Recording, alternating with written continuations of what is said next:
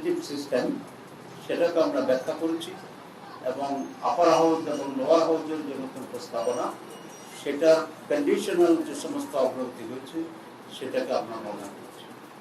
আমরা বলেছি একটা বেসিক চেঞ্জ এখানে বাংলাদেশে দরকার, যেটা পাওয়ারকে ব্যালেন্স করবে এবং কোনো একজন ব্যক্তিকে এখানে একনায়ক অথবা ফেসিস্ট অথবা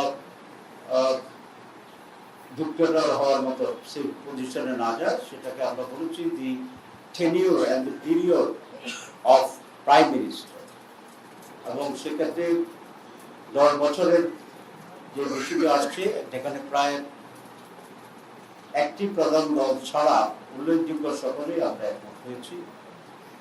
বিএনপিও কাছাকাছি আসছে, তবে তারা বলছেন যে তাদের পার্টির সাথে আলোচনা করে এটাকে কনফার্ম করে। আমরা এই ডেভেলপমেন্টও ওনার সাথে জানিয়েছি। আমরা আরেকটি কথা বলেছি যে বাংলাদেশে আজকের পরিস্থিতির যে প্রধান কারণ সেটা হচ্ছে ভোটারবিহীন নির্বাচন, জবরদখলের নির্বাচন। 3টি নির্বাচনেই বাংলাদেশের গত 3টি নির্বাচনই ছিল এরকম, এবং যার কারণে সংকট এমনভাবে ঘনীভূত হয়েছে যে একটি সরকার শুধু পরিবর্তনই হয়নি, বিদায় হয়নি, দেশ ত্যাগ করার মতো একটি পর্যায়ে চলে গিয়েছে।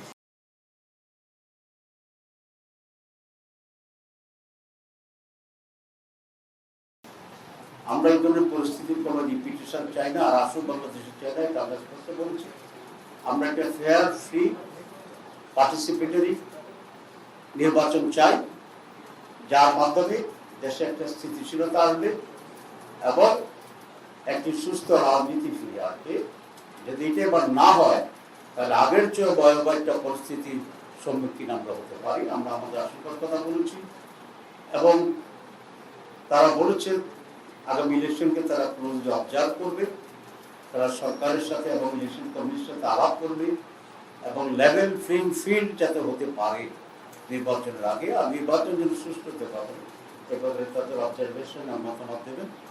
আমরা আরেকটা কথা বলেছি, যেটা আমরা আমাদের দাবি যে প্রত্যেকটি কেন্দ্রে সিসি ক্যামেরা বসানোর জন্য শুধু যেখানে সিল মারবে সেই জায়গাটাকে মাইনাস করে সিক্রেসির জন্য, এবং এর জন্য অনেক টাকা লাগবে। এটা হচ্ছে আমাদের গভর্নমেন্ট এবং ইলেকশন কমিশনের একটা অজুহাত যে এত টাকা এত বাজেট পাবো কোথায়। আমরা সেটা আমাদেরকে রিকোয়েস্ট করছি বাজেট দেওয়ার জন্য, এবং একটি দল যদি একটি দেশ যদি পুরো বাজেট দিতে না পারে, আমরা বলছি আপনারা কয়েকটি দেশ মিলে একটা কনসোর্টিয়াম করেন ইউএনডিপির মাধ্যমে, এবং এই বাজেটটা আপনারা দিলে ইলেকশন সুস্থ হওয়ার ক্ষেত্রে অনেক ভূমিকা পালন করবে। ল এনফোর্সিং অথরিটির ব্যাপারে মত বিনিময় হয়েছে, আমরা এগুলো বর্তমান সরকার এবং ইলেকশন কমিশনের সাথে যারা যাতে মত বিনিময় করে, এবং প্রয়োজনে পৃথিবীর বিভিন্ন দেশে যে উদাহরণটি আছে যেই জাতিসংঘের অধীনে সুপারভিশনে নির্বাচন হয়, under the government of Bangladesh supervision will be by UN.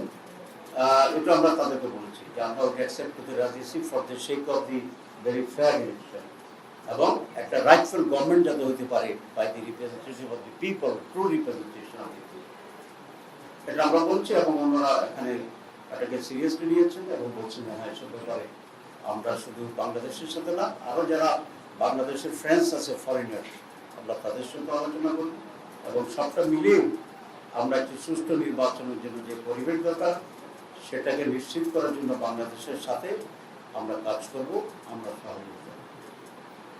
এতটুকুই জিস্ট ছিল আজকে আলোচনার জন্য। আপনাদের সবাইকে ধন্যবাদ। কমিশনের সাথে আপনাদের ব্যাক টু ব্যাক বৈঠক হচ্ছে, কয়েকটা বিষয় আমরা জীবন দেখতে পেয়েছি এবং এটা নিয়ে আরো 3 দিন আলোচনা স্থগিত আছে। যে বিষয়গুলোতে মুখ্যমন্ত্রী প্রথম যাচ্ছে না বা যদি না যায় সেক্ষেত্রে জামাত কি করে, বিশেষ করে প্রধানমন্ত্রী দুনিয়া উচ্চকক্ষ বিশিষ্ট আসন সরাসরি আপনার হচ্ছে পিয়ার পদ্ধতি, এই 3টা বিশেষ পর্যন্ত পৌঁছানো না যায় তাহলে জামাতের অবস্থা। আমরা তো এমন দাবিগুলো করছি যেগুলো জনসম্পৃক্ত দাবি এবং উত্তম দাবি। যেমন পিয়ারের প্রশ্নে আমরা বলছি যে পিয়ার হচ্ছে সত্যিকার অর্থে জনপ্রতিনিধিত্বমূলক একটি সিস্টেম। কনস্টিটিউয়েন্সি যদি হয় তাহলে একজন 55% পেল, একজন 49% পেল।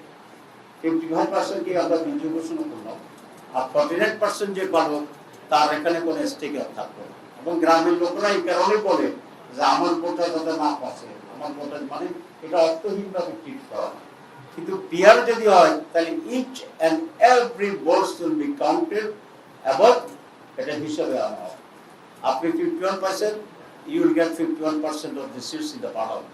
আরেকজন 49 পেয়েছে, you will get the 49% of seat in the parliament. তাহলে কারো ভোট আর নষ্ট হইল না, সবটাই কাউন্ট করে নিল। This is the best representation of the peoples, each and every voter. এটা আমরা ইন্ট্রোডিউস করতে চাচ্ছি বাংলাদেশে এই কারণেই, এটা তো রিয়েল রিপ্রেজেন্টেশন নাম্বার 1। নাম্বার 2, আমাদের অতীতের ব্যাড অভিজ্ঞতা। আপনি কনস্টিটিউশনকে জোর করে লাঠি দিয়া টাকা দিয়া ভোট কিনে এমপি হয়ে যাচ্ছে মানুষ, সেটা এটা রোধ করতে হবে।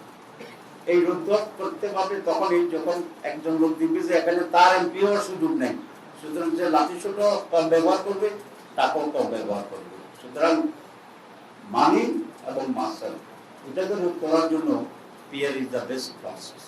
এখন আপনার যে প্রশ্নে আসে তখন জামাত কি করবে, আমরা এই সমস্ত মৌলিক বিষয়ে যদি ঐক্যমত্য কমিশনে একমত হওয়া না যায়, তখন আমাদের প্রস্তাব হচ্ছে এগুলোকে গণভোটে দেওয়ার জন্য। কারণ জনগণই মূল সিদ্ধান্তকারী বলি। ধরেন 10 জনে বলবে ইয়েস, একজন বলছে নো, তাহলে আপনি কি করবেন?